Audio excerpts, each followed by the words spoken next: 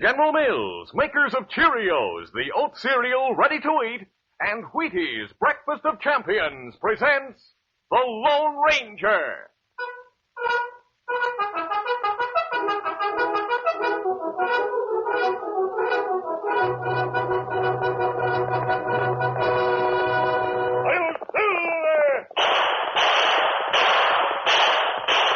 A fiery horse with the speed of light, a cloud of dust, and a hearty hi-yo silver.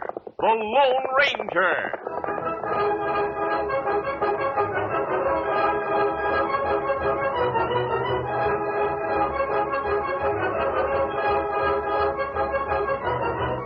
With his faithful Indian companion Tonto, the daring and resourceful masked rider of the plains led the fight for law and order in the early western United States. Nowhere in the pages of history can one find a greater champion of justice. Return with us now to those thrilling days of yesteryear. From out of the past come the thundering hoofbeats of the great horse Silver. The Lone Ranger rides again. Come on, Silver. Let's go, big fella. I'll Silver. Hey!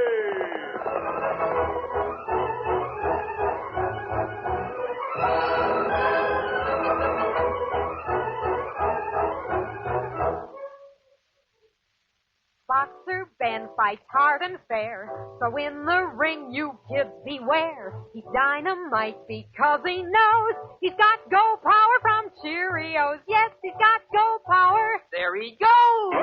He's feeling his Cheerios, Cheerios, Cheerios. That makes sense. Try Cheerios, the wonderful oat cereal that's shaped like a little letter O, and you'll agree. You like that delicious toasted oat flavor, and Cheerios is ready to eat. Just pour out a big bowl full, add good fresh milk, dig in, and start getting your go power. Because a Cheerios breakfast is full of vitamins, proteins, and minerals. And those are the good things you need to help build red blood, healthy bodies, and strong muscles. So enjoy your breakfasts every day with delicious Cheerios and milk. And get that good go power. Then folks will say... He's feeling his Cheerios.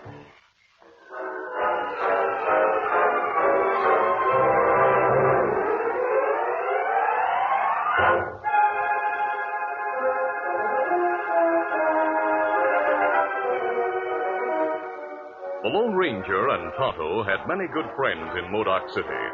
Among them was Marshal Jim Fraser. At 6:30 one evening, Marshal Jim entered the kitchen of the Henry House Hotel as Ma Hank was placing a large tray of snowy biscuits in the big oven of her huge cooking stove. Well, Marshal Jim. Howdy, Ma. What brings you here? It's official business, Ma. Who's in trouble? No one you need to worry about. Fact is, I'd like to see Tonto. Well, he went out to the stable a few minutes ago, but he'll be back. Is the Lone Ranger here? No. Do you expect him? Well, now, according to what Tonto told me, the masked man will be here tomorrow or the next day. Say, hand me that lunchbox, will you, Marshal? Oh, sure. Here, huh? Thanks. I've got to fix a lunch for Hank Nolan to take to work with him. Uh-huh. He'll be set to go on watchman duty at the bank in 15 minutes, and I don't even have his lunch started. Say, what's on your mind, anyway? Well, I got these handbills this morning in the mail. Is that the handbill you posted in the hotel lobby about counterfeit cash? Yeah. I got a letter from Washington this afternoon about the fellas who were circulating. The handbill I saw don't describe the critters. Neither does the letter I got. But the Treasury Department figures the crooks are headed this way on the way to the border. The only trouble is I don't have a description of them. Well, Tonto. Oh, Marshal Jim. Howdy. The Marshal's here to see you, Tonto. Why, I'd like you to take a look at this handbill, Tonto. Here, read it, will you? Ma! Hey, Ma, hey! Quiet down, Inky. What's the idea of hollering like that in the hotel? I just wanted to find out where you were. Howdy, Tonto. Marshal Jim told me you were here. Howdy, Inky. Gosh, I'm glad to see you. Is the Lone Ranger with you? No, he isn't. And what's more, the Marshal and Tonto are talking over official business, Inky. So you vamoose. Oh, all right. But I wanted to tell you I left a batch of help wanted notices on a desk in the lobby, Ma. All right, Inky. Say, now that you're leaving, take this lunchbox to Hank Nolan's room, will you? He's due to set out for the bank any minute, so you'd better hurry. Oh, gosh. Every time I come around here, you put me to work. You stop back in half an hour, and I'll pay you off with a plate full of chicken and dumplings. I'll be back. What do you think of that handbill, Tonto? Handbill, not described counterfeit. Yeah, that's the trouble. Have you or the Lone Ranger run across any counterfeiters lately? You not hear of any for a long time. I hoped you could give me a description of those crooks. The last time we hear of counterfeiters, 3-4 years ago, law captured whole gang. Well, in that case, I reckon I'll be on my way. Here, handbill, Marshal. Oh, thanks. Had dinner yet, Marshal Jim? Had a sandwich half an hour ago, Ma. I got a ride to the next county to see Marshal Dixon. I got orders to pass some of these handbills on to him. Well, you've a long trip ahead of you if you're heading for Buckland County. I got my orders from Washington. The sooner Dixon knows about that worthless cash, the sooner he'll be on the watch for it. So long, Ma. So long, Marshal.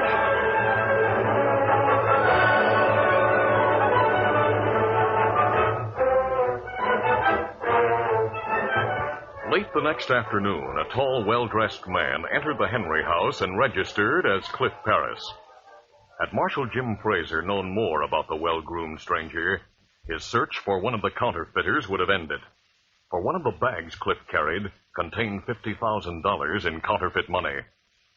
As he took the key to a room from the clerk, he picked up one of the ads the Lone Ranger's young friend Inky left on the desk. Then he went to his room. He was loosening his tie when he heard a sharp rap on the door. Yes, who is it? Shorty, let me in.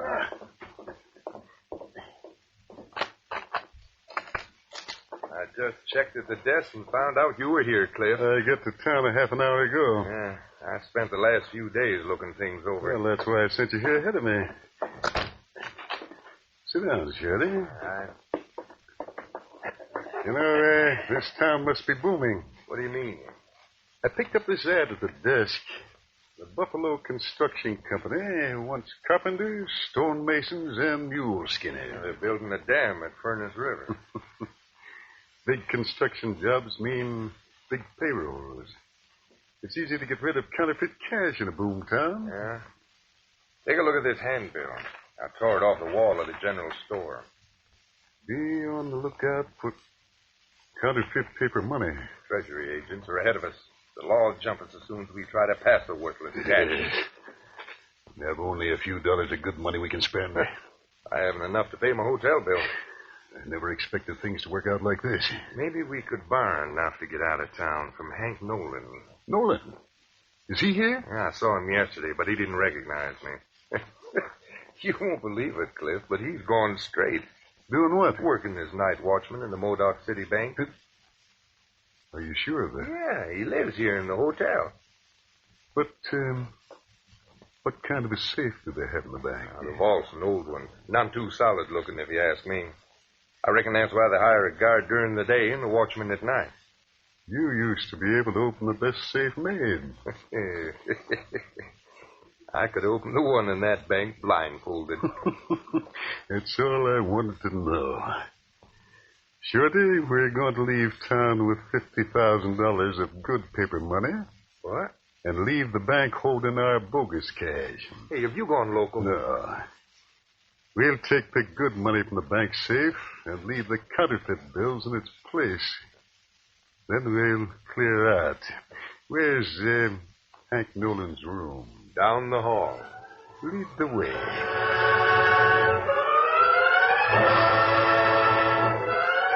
As Cliff and Shorty started down the hall to Hank Nolan's room, a tall stranger entered Ma Hank's kitchen. Standing at the large round table in the middle of the big room, with her arms buried to the elbows in bread dough, Ma frowned at the newcomer.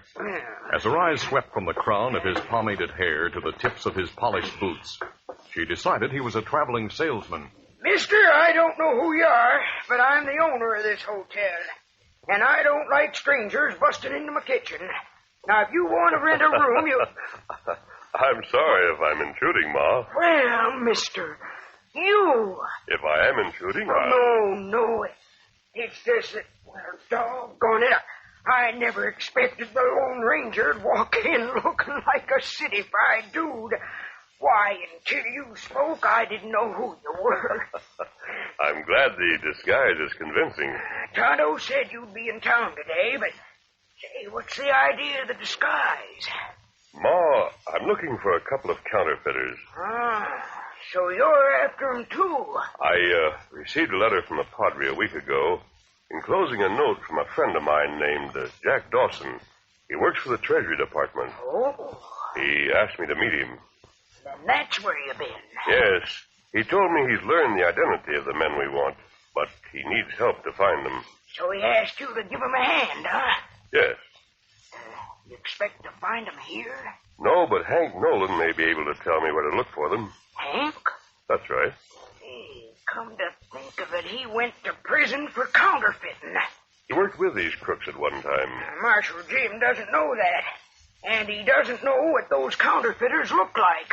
I'll talk to him after I've seen Hank. I've Hank's lunch packed for him. You take it with you, mister. Very well. He's in room 15.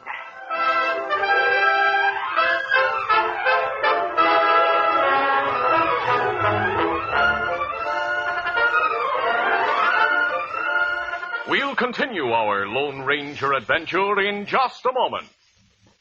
Hunter Harry is a boy of 5. He brings wild animals back alive. He can capture lions 'cause he knows he's got go power from Cheerios. Yes, he's got go power. There he goes. He's feeling his Cheerios. Cheerios. Cheerios. That's a mighty good idea for you. Just make sure you eat a big bowl of Cheerios and milk every breakfast, and you'll get go power, too. Because a Cheerios breakfast is loaded with proteins, vitamins, and minerals. The very things that help build healthy bodies, strong bones, good red blood, and muscles. Why, they'd be the sort of breakfast you'd go for even if they didn't taste so good. And they do taste delicious. Cheerios are a real oat cereal already cooked with that delicious toasted oat flavor. So that's for you. Swell-tasting Cheerios and milk for Go Power. Eat 'em every morning, and you'll hear... He's feeling his Cheerios.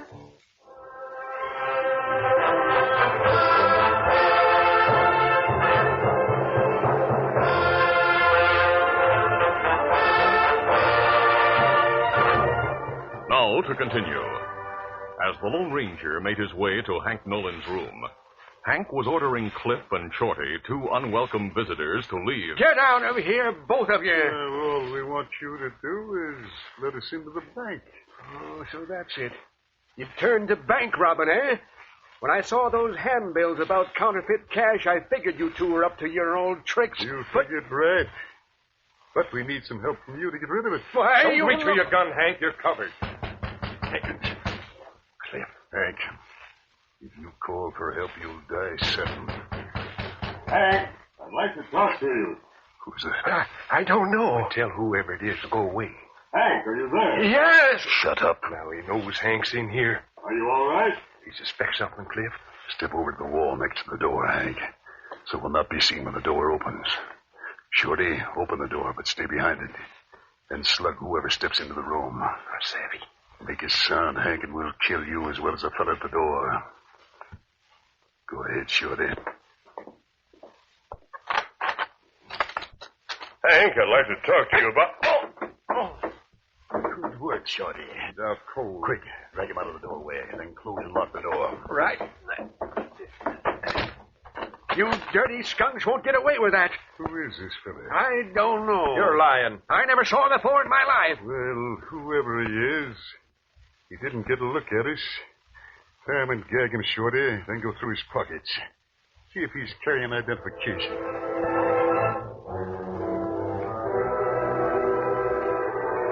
Minutes later, the disguised Lone Ranger was gagged and tied hand and foot. Then Shorty took a letter from the prisoner's pocket. He paled visibly at the sight of the letterhead. Hey, Cliff. Yeah? Look at this. A letter from the Treasury Department. I'll bet my last dollar we've captured a Treasury agent. If you have, you're in real trouble. You and the stranger are the ones who are in trouble, Hank. Oh, what'll we do with him now? We'll leave him here, hog-tied and gagged for the time being, and take care of him later.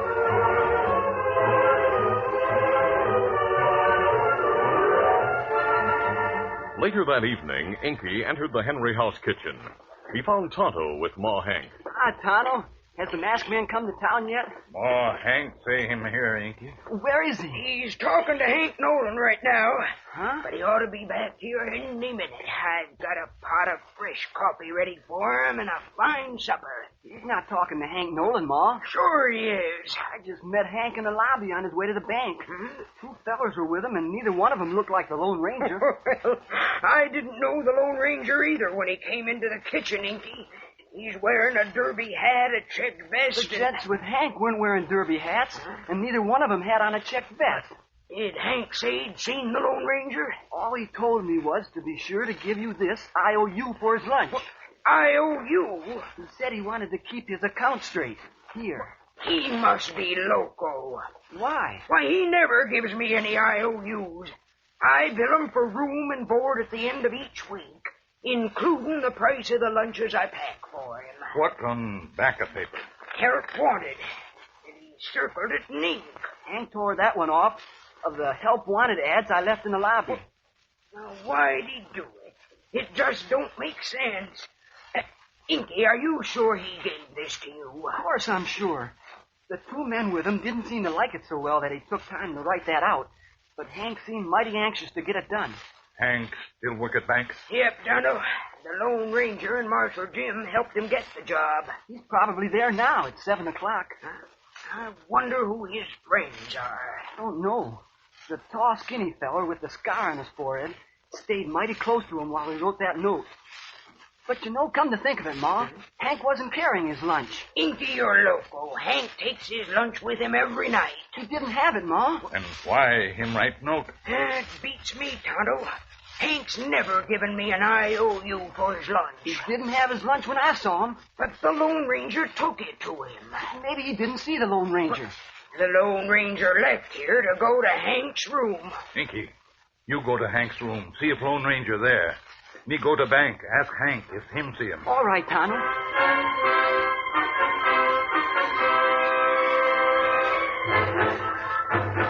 Tonto found the back door of the bank unlocked. Inside, he found a lantern on the floor near the safe, and by its light discovered that the place was deserted. Tonto, you in here? You find Lone Ranger? The door to Hank's room was locked, but I heard noise inside, like someone was in there. Whoever it is sounded like he's gagged. Where's Hank? Him not here. Inky, you get Marshal Jim pronto. Me go to hotel. Try get in Hank's room. You want me to tell the marshal to meet you there? That's right. At that moment, Cliff and Shorty held guns on Hank as they entered the Henry house through a side door. We're in luck, Shorty. No one's seen us. Now, up the back steps to your room, Hank. Go on, move. Meanwhile, in Hank's locked room, the Lone Ranger had regained consciousness. He had managed to knock a drinking glass from a bedside table, and with a jagged piece of the broken glass, was trying to cut the rope binding his wrists. But the task was difficult. His hands were tied behind his back. Finally, the rope weakened, then broke as he strained against it. He removed the gag, then gripped the broken glass and cut the rope around his ankles. Before he was finished, he heard a key in the lock. The rope around his ankles was not yet cut through, but it had begun to give. As the door swung open, the strand severed. Hank stepped into the room first. The Lone Ranger was on his feet. He picked up the gun Shorty had taken from him. Move out of the doorway, Hank. Get into the room. Holding his gun, Shorty pushed Hank into the room. Hank stumbled and fell. Then Shorty and Cliff stepped through the doorway.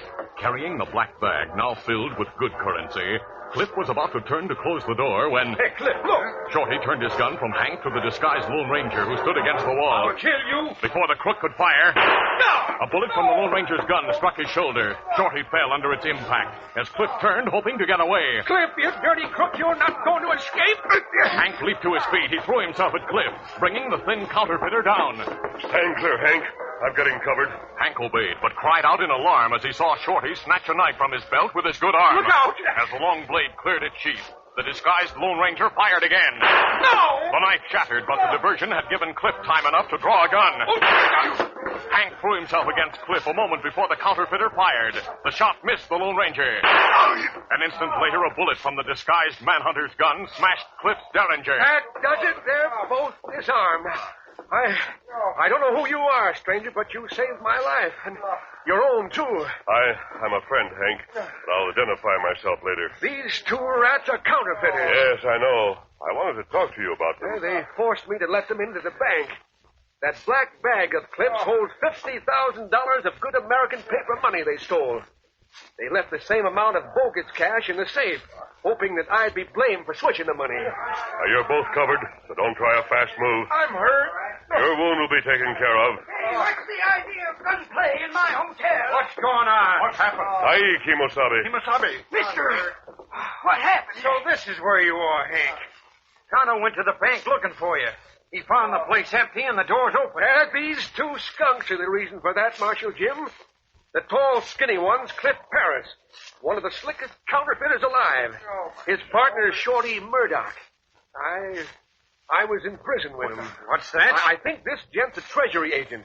He came here to talk to me about them, and they slugged him. Is that true, mister? Are you a treasury man? No, Marshal Jim. Well, don't you recognize his voice, Marshal? Well, Hey, you! Well, doggone it. Mister, I want to talk to you after I put these skunks behind bars.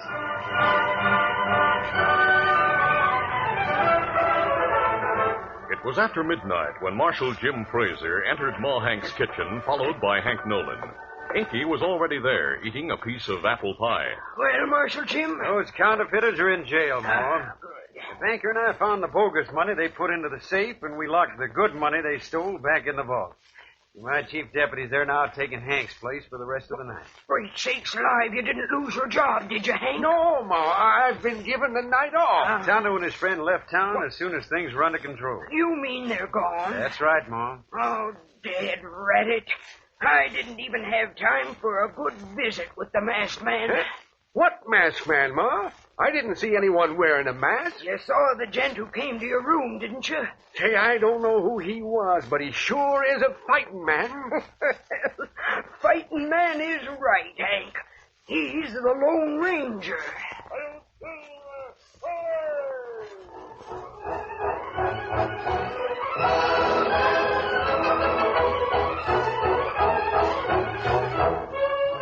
We'll return in just a moment for a word about our next exciting Lone Ranger adventure, Showdown.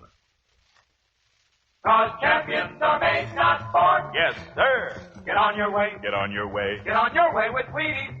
It's good to know that champions are made, not born. Gives us all a chance. For instance, let's go back to 1943 and listen to the story of champion Mickey Mantle of the New York Yankees.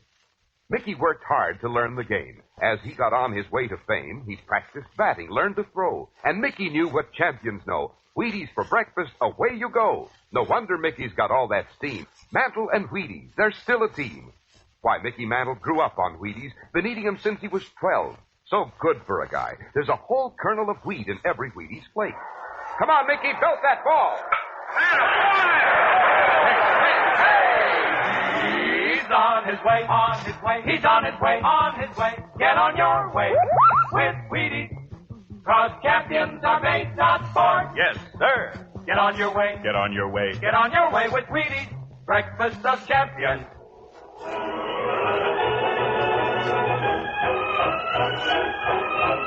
When the Lone Ranger reached the end of a murderer's trail, he found himself facing the combined fighting power of an outlaw gang and a pack of savage Indians. Could he win against such odds? Well, be sure to listen. The Lone Ranger, a copyrighted feature of the Lone Ranger Incorporated, is created by George W. Trendle, produced by Trendle Campbell Muir Incorporated, and directed by Fred Flowerday. Tonight's drama was written by Betty Joyce. The part of the Lone Ranger is played by Brace Beamer. Your announcer, Fred Foy. The Lone Ranger is brought to you by General Mills every Monday, Wednesday, and Friday at this same time. Be sure to listen. This program has come to you from Detroit. This is ABC Radio Network. You've been listening to the OTR Gold Network. Find more classic radio at otrgold.com.